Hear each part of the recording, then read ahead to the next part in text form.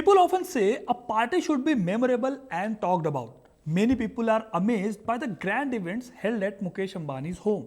But the party I am talking about was on a completely different scale. This party was hosted by the Shah of Iran. It took place in the early 1970s. Leaders from 65 countries were invited. Around 650 guests attended over 3 days. These included heads of state, royals, and senior officials. Representatives came from the United States, the United Kingdom, France, India, and many other nations. A desert area in Iran was converted into a temporary city.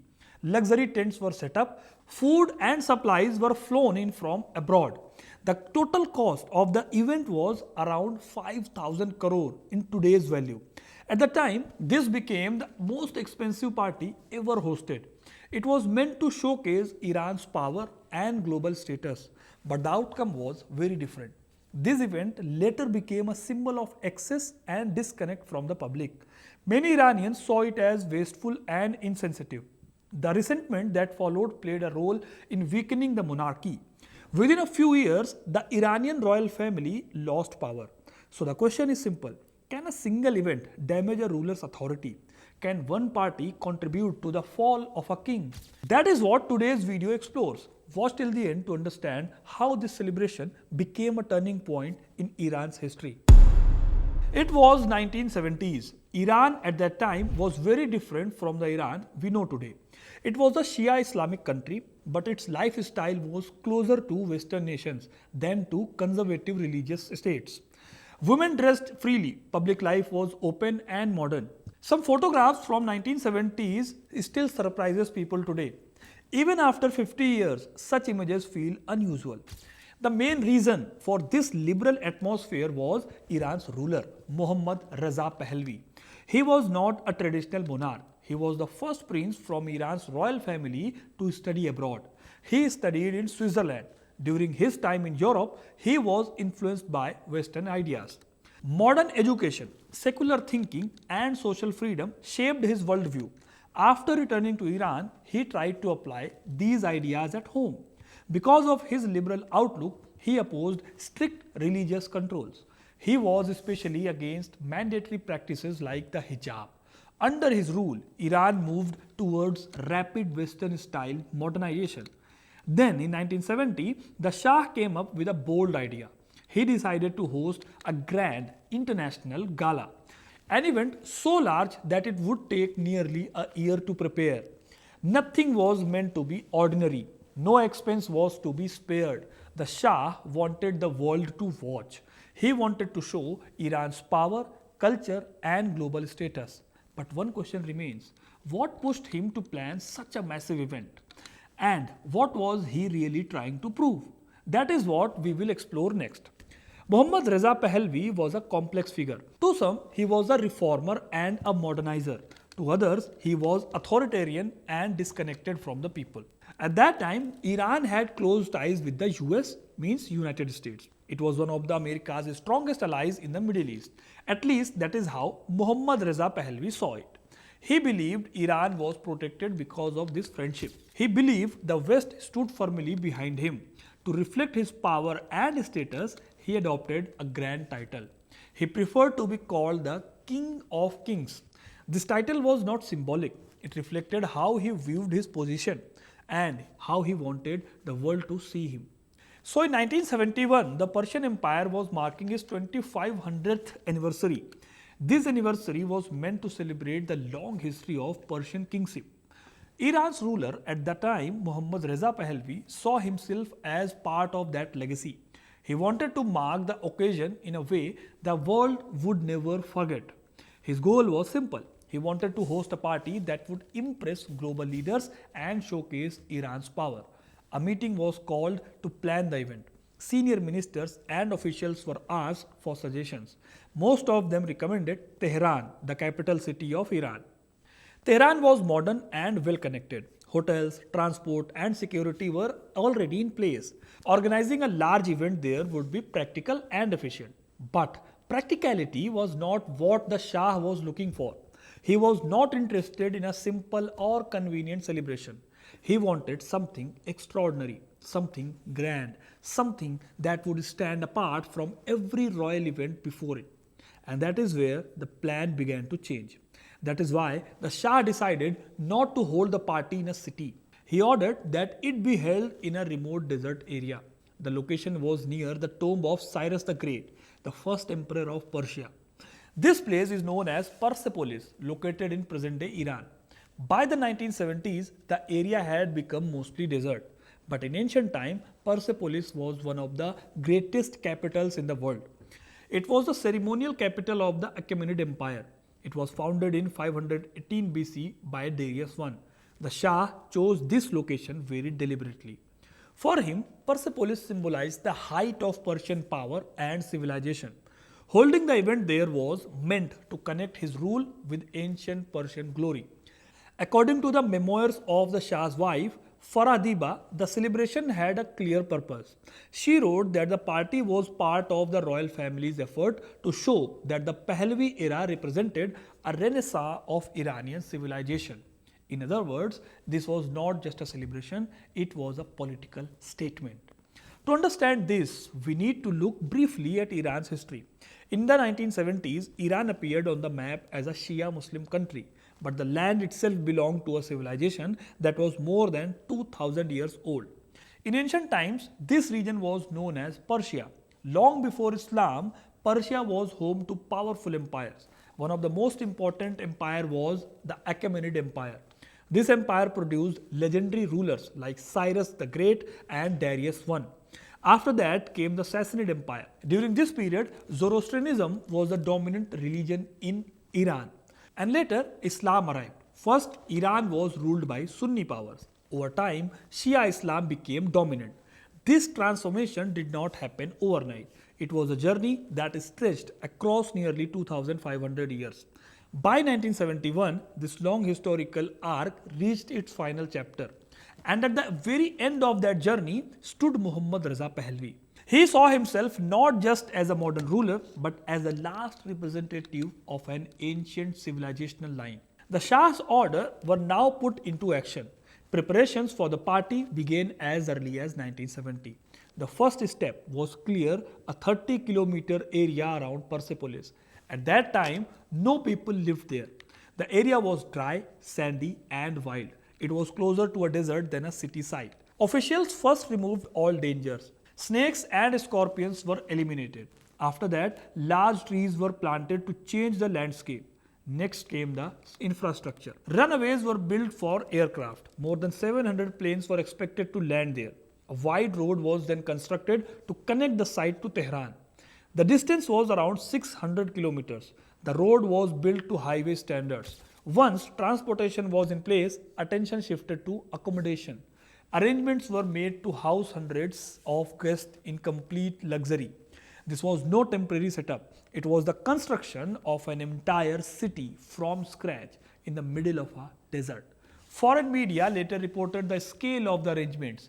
Around 50 luxury tents were set up for the guests. They were spread across nearly 150 acres. They were called tents, but they were not ordinary tents.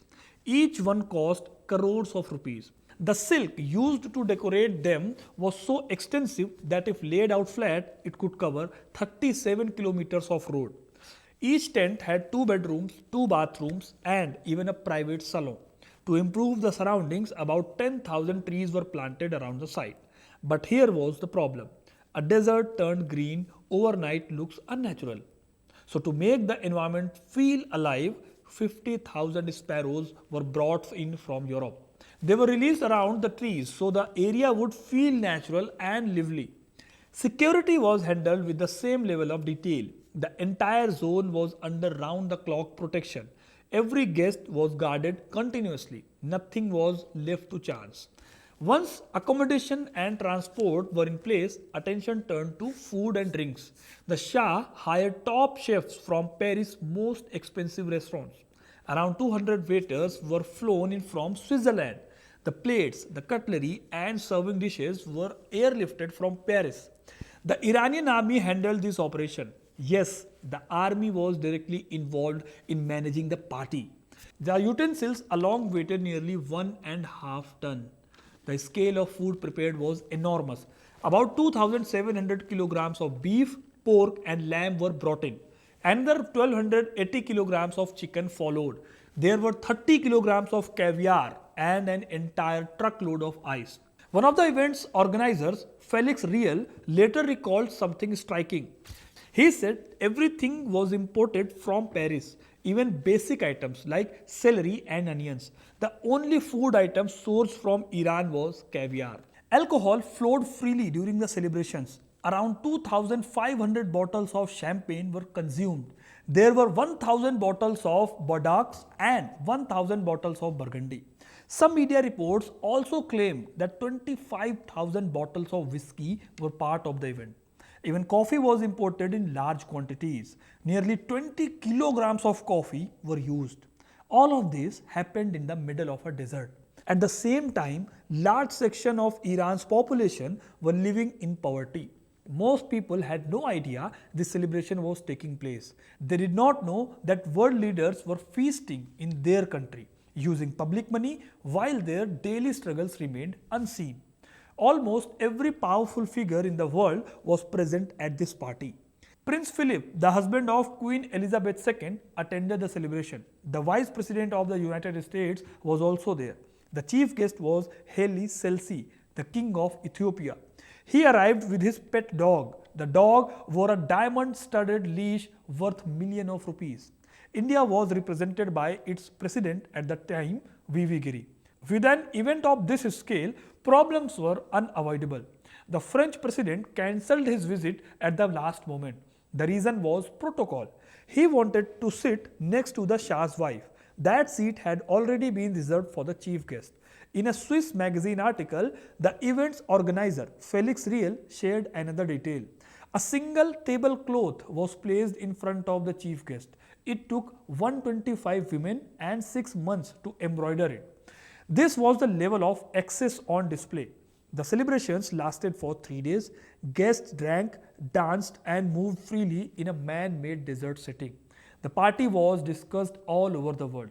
Newspapers and magazines covered it daily. Some reports were factual, some were exaggerated. But very soon, it was labeled the most expensive party in history. The Shah wanted global attention, and he got it. But not everything went as planned. The 50,000 sparrows brought from Europe could not survive the desert heat. Most of them died soon after. This became another point of criticism in the international media. Despite the criticism, Mohammad Reza Pahlavi was satisfied. The event helped strengthen Iran's image among global leaders. It also helped him secure new oil deals. However, the backlash was growing. In her memoirs, the Shah's wife, Farah Diba, later reflected on this period. She wrote that the most difficult part was handling the press. Every day, newspapers carried harsh headlines. They said the country was hungry and the Shah was feasting with his friends.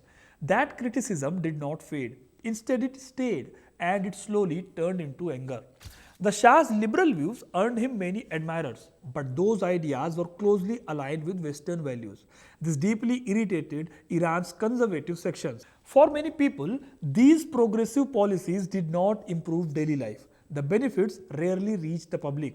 During the rule of Mohammad Reza Pahlavi, poverty and hunger remained widespread.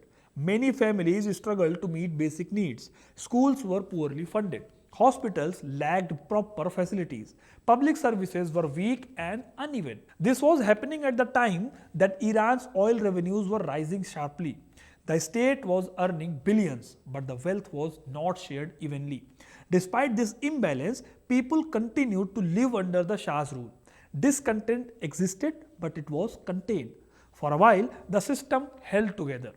At the same time, the Shah had a powerful enemy outside Iran. His name was Ayatollah Khomeini. He was a strict Shia religious leader and he was openly opposed to the Shah. Those who already disliked Mohammad Reza Pahlavi now found a strong weapon. They used the grand party to turn public opinion against him. Details of the celebrations were spread among ordinary people. Poor families were told how world leaders were feasting in luxury. They were told how public money was being spent in the desert. This made one thing very clear to many Iranians. The Shah was out of touch with their lives. Slowly, anger began to grow. Another issue made things worse: the Shah's liberal stance on religion. He openly opposed religious traditions. He spoke against strict Islamic practices. He opposed the hijab. He openly aligned himself with America and Europe. For conservative Iranians, this was unacceptable. Khomeini used all of this carefully. He presented the Shah as anti-Islamic and insensitive to the people. He gave religious meaning to public anger. The spark created by the party did not die down. It spread. Soon, protests began across Iran. A country that once appeared modern and stable was now moving towards open rebellion. The state responded with force. Police were deployed to crush the protest. Many people were arrested. Others were imprisoned. But the unrest did not stop. Protests continued across cities and towns. Each crackdown only brought more resistance. An important shift was now visible. Women wearing burqas came out onto the streets. They protested against the liberal policies of Mohammad Reza Pahlavi. For many women, this was not just about religion, it was about identity and resistance. Over time, the burqa became a symbol of protest against westernization, and a symbol of revolt against the Shah's rule. What began as a political opposition was now turning into a mass movement. Within the next 8 years, the situation completely changed. Public anger kept rising. Protests spread across the country. Control slowly slipped out of the Shah's hand. Eventually, Mohammad Reza Pahlavi was forced to flee Iran. He left the country and never returned. Soon after Ayatollah Khomeini returned from exile, he took control of the movement. Iran was declared an Islamic republic. The monarchy came to an end. The Pahlavi dynasty collapsed. The Shah spent the rest of his life outside Iran. His family was forced into exile. The celebration held in 1971 did not cause the revolution by itself, but it became a turning point. It exposed the gap between the ruler and the people. From that moment, the fall of the monarchy had begun. One party did not just entertain the world, it helped bring an empire to an end. When a ruler ignores his people and focuses only on luxury, the end is never far. Mohammad Reza Pahlavi never imagined that a single celebration could accelerate his downfall. If that party had never happened, he might have remained in power longer. But this is how history works. Small events often trigger big consequences, which brings us to an important question. Are leaders today repeating the same mistakes? And if they are, will people respond in the same way? Pensive party. If this journey into the past moved you, do share your thoughts and don't forget to like the video and subscribe for more stories.